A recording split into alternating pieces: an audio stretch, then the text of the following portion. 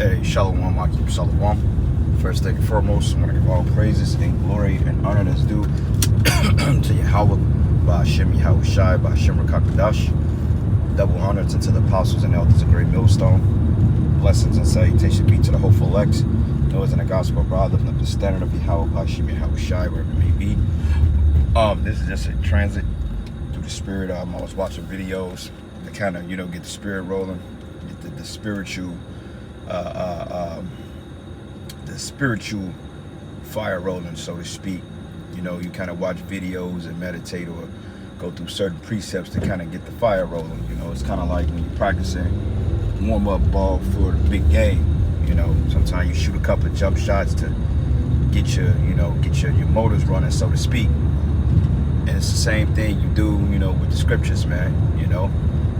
Sometimes you off the bench code, but you put up a couple of jump shots, you run a couple laps, do suicides, and then the spirit get to warming up in you. So that's the power of the Holy Spirit. And it's a beautiful thing when it can come to brothers, just by listening to certain things. One stood out, Apostle Tahar made a comment, and the spirit like, that's a lesson right there. And I'm like, yeah, God, So with that being said, it's titled, put on your prophetic thinking cap, or your prophetic cap, man, which is a powerful statement, because if we're men of the Lord and we call ourselves the prophets, then we got to think like the prophets, man. You got to put yourself in a mind frame of what the ancient men of the Lord did, how they thought, what they perceived, what they saw, okay? Because the men of the Lord oftentimes went out speaking and declaring an end, okay, and the end of certain rulerships. Like you had the prophets that prophesied through the Assyrian Empire to the end, to the beginning of the Babylonian Empire, to the end of the Babylonian, to the Persians, of the Medes, and to the Romans, the Greeks. Then you had the modern day Romans, which is the Americas. Okay, the prophets prophesied of all these particular kingdoms, even Egypt, when the Lord rose up Moses and Aaron, okay, to prophesy against the prophets of Egypt, because the children of Israel was captives. All right, now when you think about it, man, we're in Egypt again. Okay, we're in that kingdom. We're in that major kingdom. Okay, when you look at everything around you, you look at the way that society is ran, the way that people are behaving, look at the particular laws and the wars and the pestilence and famines are on the earth, you realize, like, wait a minute, this is that particular kingdom that the Bible was talking about, man. Okay, this is it. And I was meditating on it Saturday at the camp. We was kind of talking at the camp, man, and we just we fellowship and stuff like that. And I was just thinking, I was just looking around, because we were downtown. I was just looking at the way that everything was structured and the buildings and so forth like that. I'm like, this is Babylon. Like, I zoomed in, that's downtown Kansas City there, all them tall buildings and shit, but I was just thinking about it. I'm like, this is that kingdom. This is that mighty fucking place, man. Okay, this is that empire that the scriptures told, that was warning us about, the belly of the beast, man. We're in it, okay, and we're on front lines, man. And I don't know if you brothers really understand, because I even had to come to realization myself that this is the place that we're up against something very, very dark and sinister. We don't just have ordinary jobs, man, okay? And this is not a light thing to call yourself a Hebrew Israelite and you're a prophet at that. If you're a prophet, then you're in the thick of this shit, man. You're in the midst of it. That means you're dealing with all of it as it comes. So like Apostle Dar said, man, out there in China, you got more LDs based on a new Omarion, I say it that way, Omarion variant, I say it that way. They locked down, I believe, like 80,000 or something tourists or something like that. And when you think of a tourist, you're thinking of people that's not from that particular area, okay? Tourists are people that travel, okay? Like if I go to New York and I go to certain places like the Big Apple or Times Square or Manhattan, or I go to the Knicks, I would be considered a tourist because I'm touring, okay? I'm looking at the attractions, okay? And I'm not from there. So it behooves brothers to really look at these signs, man, and really start to make your move in your mind accordingly. Certain moves is probably won't be circumspect. Like, I know brothers travel and stuff like that, and nobody should be going out of the country, for one thing, okay? Because you got camps once upon a time that taught we were supposed to flee Babylon. Well, look what happens when you flee. You get locked in a different country, and then you may not be able to fare well with it, because a lot of countries are more draconian than America right now. Okay, you go to China, they say that you need 5 to 7 of them VCRs, you know, I say it that way, the TST, to even consider coming back to your homeland. So you don't want to get caught up in that. Like the scriptures tell you in Ephesians, the 5th chapter, man. Hey, redeeming the time, because the days are evil. We are in evil times, man. Okay, with this whole monkey business all out of whack. Okay, new particular C-19 things are coming amongst, you know, people are shooting shit up. It's gonna get crazy out here, and we're in that time, man. Okay, and we're very, very close. Like 2023 is gonna be it could be a totally different year from now, because you have more pestilence. They're talking about famines. Okay, mainly famines and food shortages. You got still we're in the cusp of the 8-week supply of wheat. I think it was 10 the last time I reported on it, so that was like a month ago. So we literally may have 4.5 weeks left, less than that, of wheat. Okay, now I haven't did any more research on it. I don't know if they restocked or whatever, but they was talking about in the world, the reserves. So I'm assuming we don't have too much left. So the price of goods are getting ready to go up, the price of bread. And when prices of food goes up, then that's when people start acting like, you know, a bunch of damn demons, man. Because they're not prepared for what's to come, because in their mindset, they're gonna bounce back. But if you have any type of discernment, you will see that these things are getting ready to fall all over again. And this time, if they ever lock us up again, then you better believe that this place ain't gonna survive. Okay, you can say goodbye to the real estate market. You can say goodbye to pretty much the job sectors and the private businesses. Oh, they're done. There's no point, you know. And people are gonna start living on edge. And he made a comment.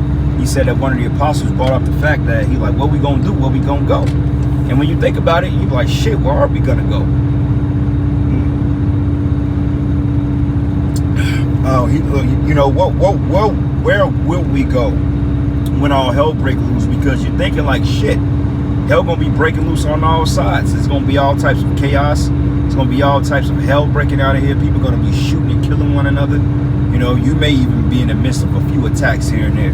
You know, you go out to the wilderness, or you try to make it out to the wilderness, man, or to the sticks.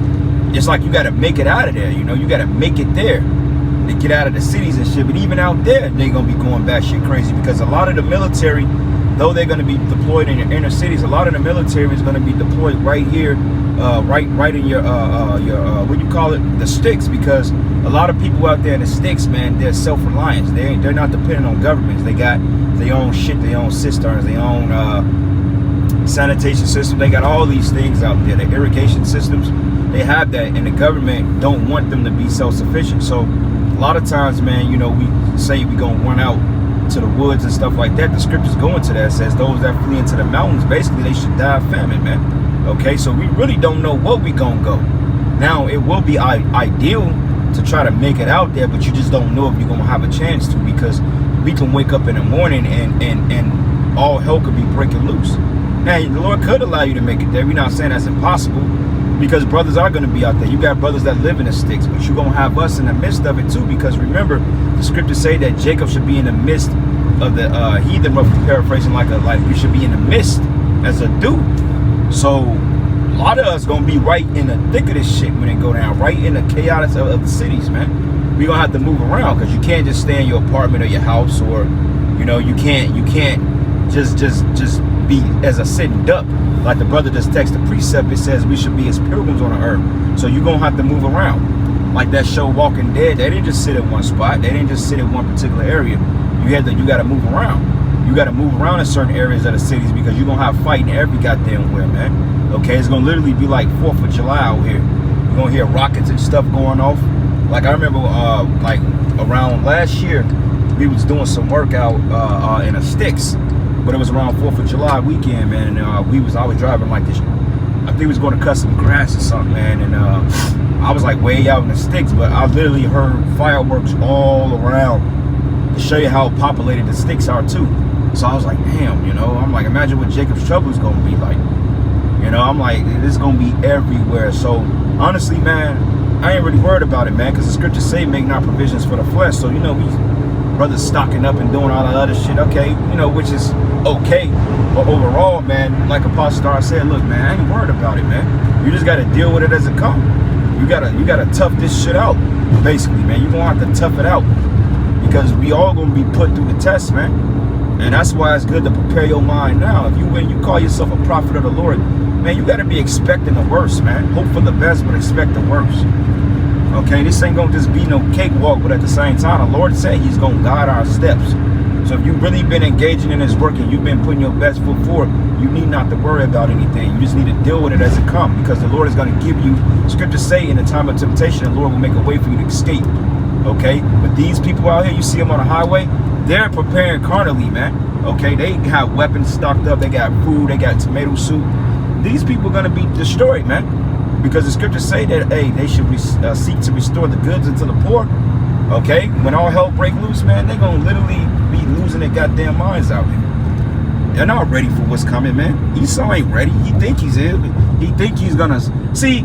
Esau doesn't have the mindset of surviving. He just have the long mindset of, look, I'm gonna do what I'm gonna do until I die.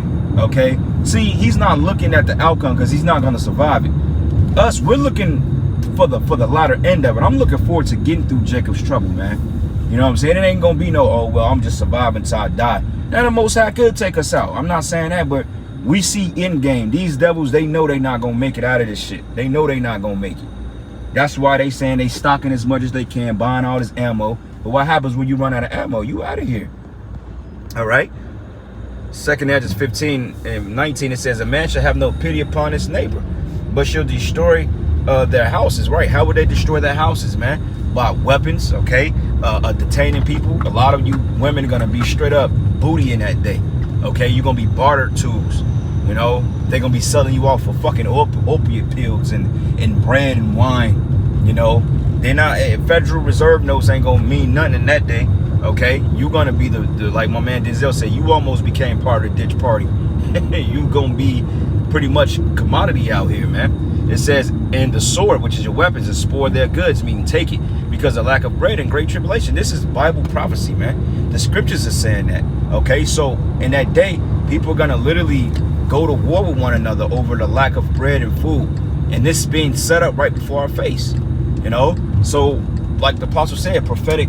Put your prophetic caps on. You got to see this shit happening in your mind, man. You know, a lot of people don't believe us. A lot of people think we're tripping. But the only thing they got to do is pay attention to the news and look at the different sources and see the type of legislation they're passing. Clearly, this thing is getting ready to pop, man.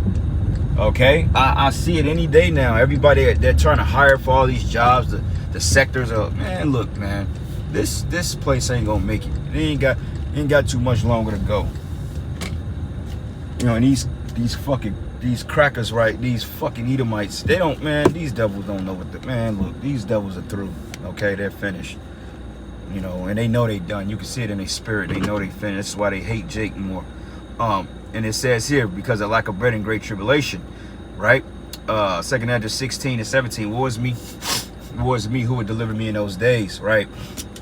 It says, the beginning of sorrows and great mournings, and the beginning of famine and great death, the beginning of wars, and the power should stand in fear, and the beginning of evils. Well, what should I do when these evils come upon the earth, man? Okay, so that's something to really pray and meditate on, brothers, man. What would you do when the evils come upon the earth? And this is stuff you got to send up in your prayers, man.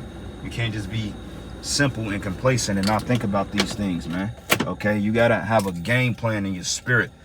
And when I say in your spirit, I'm talking about like in your mindset, okay? Because preparing for this physically is not going to cut it. Now, you're going to have physical preparation, but overall, the carnal mindset ain't going to get us through this. This is going to be straight the mercy of the Lord. So, if the Lord ain't got mercy on you, then there's no way we going to make it through this thing. I don't give a damn who you are, okay? But anyway, with that, shalom, and above all, may you be edified. Shalom.